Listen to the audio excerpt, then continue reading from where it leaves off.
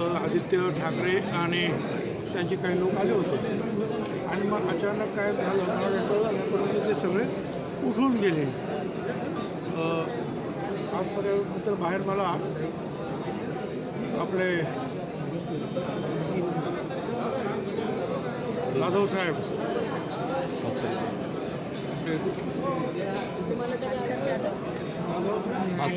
भास्कर जाधव साहेब आणि म्हटलं तुम्ही काय गेलात बाहेर, कारण तुम्ही बाहेर जर गेलात असे शपथ नाही घेतली सभागृहामध्ये तुम्ही कामकाजात कसं काय भाग घेणार.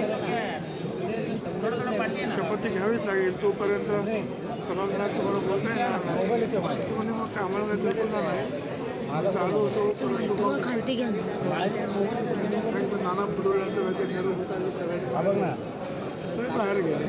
आता एक आहे कदाचित उद्या ते शपथ घेतील आणि उद्याही शपथ नाही घेतली तर मग जे अध्यक्ष निवडले जातील त्यांच्या चेंबरमध्ये सुद्धा ते शपथ घेऊ शकतात.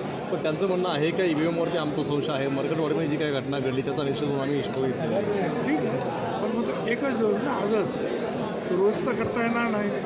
जर सभागृहामध्ये भाग घ्यायचा असेल तर त्यांना शपथ घ्यावीच लागेल, तरच ते सभागृहामध्ये कामकाजामध्ये भाग घेऊ शकतात. आज नाही तर उद्या, आणि उद्या नाही तर मग अध्यक्ष जे निवडले जातील त्यांच्या चेंबरमध्ये.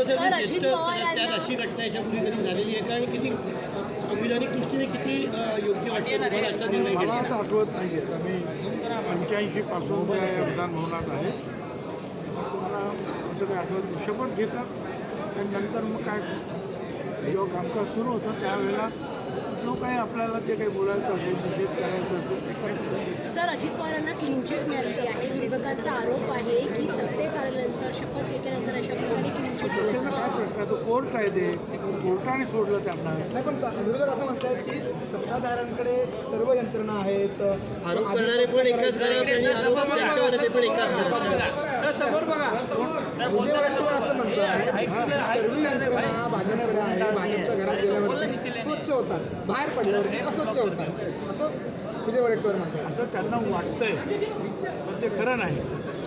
कोर्ट आहे आणि कोर्टाने त्यांना जर निर्णय दिला असेल त्यांना कोर्ट असेल तसं काय तुम्ही घेऊ शकता. ते एखाद्या मंत्र्याने जर काही केलं असतं तर गोष्ट नाही. मंत्रिमंडळ विस्तार आणि खातेवाटप आणि मंत्रिमंडळ विस्तार सगळं सुरळीत पार पडेल असं वाटतंय का तुम्हाला? आणि काय अनेक खात्यांवरनं वाद आहेत किंवा हे बघा, एक पक्षाचं सरकार असलं तरीसुद्धा आपापसामध्ये त्यांचे जे आमदार आहेत ते चढाओढ सुरू असतात त्यांची.